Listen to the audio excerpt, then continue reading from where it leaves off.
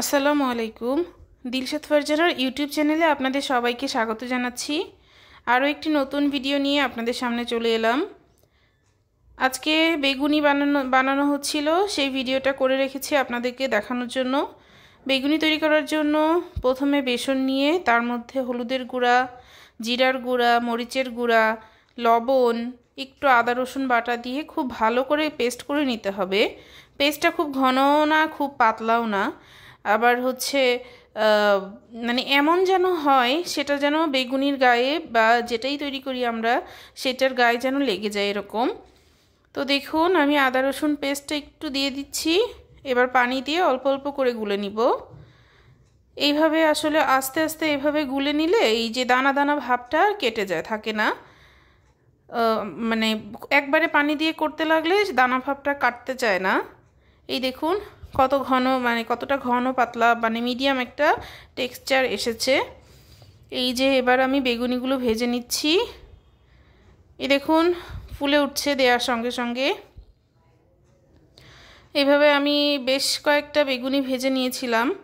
তো বেগুনি কাটার কিন্তু খুব বেশি পাতলা করলে ভেতরে কি আছে বোঝাই যায় না। এই জন্য আমি একটু মানে বেশি পাতলা না বেশি মোটাও না, এরকম একটা সাইজ করে কেটে নেই। তো দেখুন বেগুনিগুলো আমি উল্টে দিব এখন। বেগুনি তৈরি করা খুব কঠিন কিছু না, আগে মনে হতো অনেক কঠিন। আর দোকানে যেগুলো বিক্রি করে ওগুলোর মধ্যে আটা না সুজি কি দেয়, এত মোটা আর ঘন হয়ে, মানে মোটা তাই থাকে ওইটা, মানে খুব বেশি একটা ভালো লাগে না আমার কাছে। তো ঘরের তৈরি এই বেগুনিগুলোই খুবই টেস্টি হয়। তো এই দেখুন আমার সেই লোহার কড়াইটাতে আমি বেগুনি তৈরি করে নিচ্ছি। খুব সহজ রান্নাবান্না আসলে, আহামরি কঠিন কিছু না। তো এই খোলা তৈরি হয়ে গেল, আমি উঠিয়ে নিচ্ছি। এবার এই একটু ছোলা ছিল ফ্রিজে, রান্না করা ছোলা, সেইটার সঙ্গে আমি বেগুনিগুলোকে সবার সামনে দিয়েছিলাম। ছোলা, একটু শসা, একটু পেঁয়াজ কুচি, একটু চানাচুর দিয়ে মেখে সবাইকে দিয়েছিলাম। এই দেখুন বেগুনিগুলো দেখেই মনে হচ্ছে ক্রিস্পি হয়েছে কতটা। আর বেগুনির সঙ্গে ছিল এই যে 2টা মরিচ ভেজে নিয়েছিলাম, এটাও খেতে মজা লাগে। এবার দুপুরে রান্নায় চলে যাই। দুপুরে রান্না করেছিলাম শালগম আর আলু দিয়ে পাঙাশ মাছ, আর এই কাচকি মাছের চচ্চড়ি ছিল। তো কাচকি মাছের চচ্চড়ি করার জন্য মাছগুলোকে খুব ভালো করে ধুয়ে নিয়েছি। যেহেতু এটা একদম গুঁড়ো মাছ, তো যেটা দিয়েই করি না কেন, আলু হোক, বেগুন হোক, ধুন্দল হোক, যে সবজি দিয়েই করি না কেন, সেই সবজিটাকে খুব ছোট করে চিকন করে কেটে নিতে হয়। এই দেখুন পেঁয়াজ, মরিচ, এর সাথে আমি হলুদের গুঁড়া, মরিচের গুঁড়া, লবণ দিয়ে খুব ভালো করে সবজিটাকে আগে মেখে নিব। মাখতে মাখতেই যেন পানি চলে আসে এরকম করে মাখতে হয়। আর এই যে মাছগুলোকে আস্তে আস্তে মিশিয়ে দিচ্ছি, এমনভাবে মেশাতে হবে যেন মাছগুলো চটকে না যায়, আবার ভালোভাবে মাখাও হয়। তো এই দেখুন মাছ এইভাবে মানে হাত ঘুরিয়ে ঘুরিয়ে সুন্দর করে মাখতে হয়, তাহলে পানিটা একাই বের হয়ে আসে। আর এই দেখুন একদম কম পানি দিয়ে তরকারিটা করে নিচ্ছি, একাই পানি চলে এসছে কতগুলো, আর লাস্টের চেহারাটা এমন ছিল। এই দেখুন মাঝখানে তেল। এবার আমি মাছ রান্নায় চলে যাই। পাঙাশ মাছ তো রান্না করার জন্য মাছগুলোকে সুন্দর করে ভেজে নিয়েছি লবণ হলুদ মাখিয়ে। তো মাছ ভাজা হয়ে যাচ্ছে। এই মাছে এমনিতেই এত তেল বের হয় যে অল্প তেল দিলেই হয়ে যায়, অল্প তেলেই মাছটাকে ভাজা যায়। তো মাছ ভাজা হয়ে গেল। এবার আমি শালগমগুলোকে হালকা ভেজে নিচ্ছি। অনেকে শালগমকে হালকা ভাপিয়েও নেয়, ভাপ দিয়ে নেয়, তো আমি আর ভাপ দিই নাই, আমি হচ্ছে একটু ভেজেই নিয়েছিলাম, যেহেতু এখন একদম নতুন সবজি শালগম, তো এগুলো খুব নরম হয়। এইবার আমি রান্নায় চলে যাচ্ছি।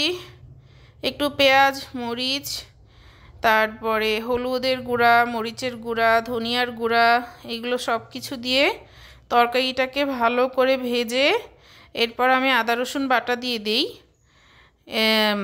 আদা রসুন বাটা দিয়ে খুব ভালো করে অল্প একটু পানি দিয়ে কষিয়ে নিয়ে তারপর সবজিগুলো দিব। তো কথা বলতে বলতে আপনাদের কাছে রিকোয়েস্ট জানিয়ে যাচ্ছি, যারা এখন পর্যন্ত আমার ভিডিওটি দেখছেন প্লিজ একটা লাইক করে সাবস্ক্রাইব করে যাবেন। যেন আমি চ্যানেলটাকে এগিয়ে নিয়ে যেতে পারি, এই আর কি। তো সবাই পাশে থাকবেন প্লিজ। এই দেখুন সব মশলা দেওয়ার পরে এরকম কালার চলে এসছে। এবার আমি আদা রসুন বাটাটা দিয়ে দিব। আদা রসুন আমি একসঙ্গেই পেস্ট করে রাখি, তো সেটাকেই অল্প পরিমাণে দিয়ে তরকারিটাকে দিয়ে ভালো করে কষিয়ে নিয়ে এর মধ্যে মাছ দিয়ে দিব। তো মাছ আসলে ভালো করে কষানোর ওপরেই রান্না, যে সবজিই হোক যে তরকারিই হোক ভালো মতো কষালে সেইটার টেস্টই অন্যরকম হয়ে যায়। এই দেখুন কি সুন্দর কালার চলে এসছে। এবার এর মধ্যে অল্প পানি দিয়ে আমি ভালো করে সেদ্ধ হওয়ার জন্য রেখে দিব। পানি দেওয়ার পরে এইবার যখন একদম তেলে চলে আসবে তরকারিটা, তখন এর মধ্যে আমি পাঙ্গাস মাছগুলো দিয়ে দিব, ভেজে রাখা মাছগুলো। এই যে এরকম টেক্সচার এসছে, এইবার আমি মাছ দিয়ে দিচ্ছি, মাছ দিয়ে পানি দিয়ে দিব। তো কথা বলতে বলতে একদম ভিডিও শেষে চলে আসছি।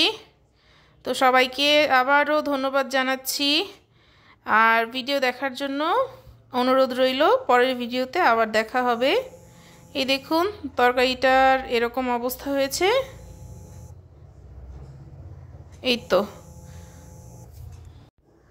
এই তো শেষ রান্নাবান্না। এইবার একদম ঝোল দিয়ে লাস্টের এই চেহারা এসেছে, দেখুন কতটা লোভনীয় লাগছে। তো পরের ভিডিও দেখার জন্য আবারও আমন্ত্রণ জানাচ্ছি সবাইকে। ধন্যবাদ।